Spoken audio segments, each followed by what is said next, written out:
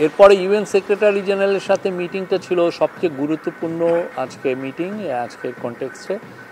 UN secretary general উনি জানিয়েছেন যে ওনার সাথে ইলেকশন নিয়ে কথা হয়, রোহিঙ্গা ক্রাইসিস নিয়ে কথা হয়, গ্লোবাল যে ট্রেডের কিছু ট্যারিফের যে প্রোটেকশনিজম সেগুলো নিয়ে কথা হয়। উনি ইউএন সেক্রেটারি জেনারেলের সাপোর্ট চেয়েছেন আগামী ইলেকশন, এই ফেব্রুয়ারি প্রথমার্ধে যে জেনারেল ইলেকশন হচ্ছে সেই বিষয়ে, এবং সেক্রেটারি জেনারেল অকুণ্ঠ চিত্তে জানিয়েছেন যে তারা বাংলাদেশের এই ডেমোক্রেটিক যে ট্রানজিশনে ফুললি তারা সাপোর্ট করছেন এবং সলিডারিটি ঘোষণা করেছেন।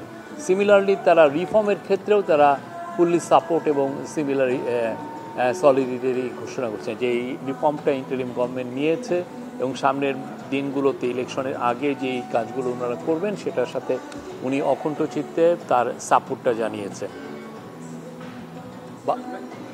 আর এরপরে আর রোহিঙ্গা ক্রাইসিস নিয়েও আলাপ হয়েছে এবং রোহিঙ্গার বিষয়েও উনি তাদের রোহিঙ্গা যে আগামীকাল একটা অনুষ্ঠান, আপনি জানেন ইন্টারন্যাশনাল হাই লেভেল একটা কনফারেন্স হচ্ছে, সেই কনফারেন্সের বিষয়ে রোহিঙ্গাদের একটা ক্রাইসিসের রোহিঙ্গা ক্রাইসিসকে যে রিজলভ করার জন্য এবং তাদের জন্য তারা যে বাংলাদেশে মোর দেন এ মিলিয়ন রোহিঙ্গা যারা বিভিন্ন শেল্টারে আছে, ক্যাম্পে আছে, তাদের জন্য উনি পূর্ণ সমর্থন এবং পূর্ণ সলিডারিটি জানিয়েছেন। এরপরে চিফ অ্যাডভাইজারের সাথে অনেকগুলো মিটিং হয়েছে। প্রথমে মিটিং হয়েছে ফিলিপো গ্র্যান্ডি। ফিলিপো গ্র্যান্ডি হচ্ছে ইউএনএইচসিআর এর বর্তমান প্রধান। তারপরে ক্যাথরিন রাসেল হচ্ছে ইউনিসেফের প্রধান।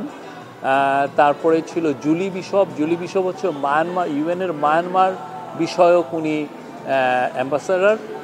আর Julie Bishop former acting prime minister of Australia. আর ছিল রবাব ফাতেমা, উনি আন্ডার সেক্রেটারি জেনারেল। তো আমি রবাব ফাতেমার বিষয় মূলত ক্যাথরিন রাসেল, ফিলিপো গ্র্যান্ডি এবং জুলি বিশপের সাথে টক্সের মূল ফোকাসটা ছিল রোহিঙ্গা ক্রাইসিস এবং আগামীকাল যে রোহিঙ্গাদের বিষয়ে যেই হাই লেভেল কনফারেন্সটা হচ্ছে সেই বিষয়ে মিটিংয়ে পুরো 3টে মিটিংয়ে আলাপ আলোচনা হয় কীভাবে রোহিঙ্গাদের এখন কি অবস্থা, রাখাইনে তাদের কি সমস্যা তারা ফেস করছে, এই যে গত 1.5 বছরে যে 1.5 লাখ রোহিঙ্গা বাংলাদেশে ভায়োলেন্স থেকে পালিয়ে এসছে সেটা নিয়ে আলাপ হয়েছে। রাখাইনের সামগ্রিক পরিস্থিতি, স্পেশালি যে সিভিল ওয়ার চলছে সেগুলো আলাপ হয়েছে এবং রোহিঙ্গাদের একটা কীভাবে একটা পাথওয়ে পাওয়া যায় ওই ক্রাইসিসটাকে রেজলিউশন করার জন্য, এবং অ্যাট দ্য সেম টাইম রোহিঙ্গারা যে যারা বাংলাদেশে আছে তাদের যে ফান্ডিংয়ের ইদানিং একটা সংকোচন আমরা দেখতে পাচ্ছি, সেই ফান্ডিংটা কীভাবে বাড়ানো যায় যাতে রোহিঙ্গা যারা শিশু যারা ক্যাম্পে বড় হচ্ছে তারা যাতে আশা নিয়ে বড় হতে পারে, তারা যেন স্কুলে যেতে পারে, তারা যেন যে স্কিল ডেভেলপমেন্টের স্কিল এর উপরে যাতে ট্রেন হতে পারে, যাতে একদিন যখন তারা তাদের দেশে ফিরে যাবে সেই স্কিলটা ওইখানে যে ট্রান্সফার করতে পারে সেটা নিয়ে কাজ করতে পারে।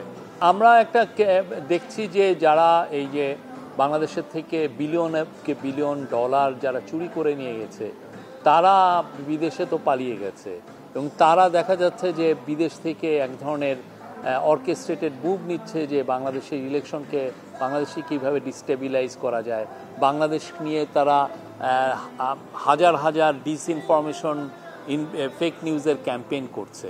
তো ফলে এক ধরনের আমরা দেখছি যে পতিত স্বৈরাচার তার দোসরগুলো এবং তাদের সাথে অ্যালাইড যারা ইন্টারন্যাশনাল ফোর্সেস আছে তারা মিলে একটা মানে খুবই ওয়েল অর্কেস্ট্রেটেড মুভ যে এই ইলেকশনটাকে কীভাবে বানচাল করা যায়, এই ইলেকশনকে কীভাবে প্রশ্নবিদ্ধ করা যায়, এরকম একটা আমরা মুভ দেখছি। সেই বিষয়ে আমরা সতর্ক আছি, আমরা কাজ করছি এবং এই বিষয়ে চিফ অ্যাডভাইজার সমস্ত ইন্টারন্যাশনাল যাদের সাথে বসছেন তাদেরকেও এটা জানাচ্ছেন, কেননা আমাদের জন্য সবচেয়ে ইম্পর্টেন্ট সামনে হচ্ছে ডেমোক্রেটিক ট্রানজিশন এবং খুব ভালোভাবে খুব উৎসবমুখর পরিবেশে ফ্রি ফেয়ার ইলেকশনটা কন্ডাক্ট করা এই ফেব্রুয়ারি মাসে।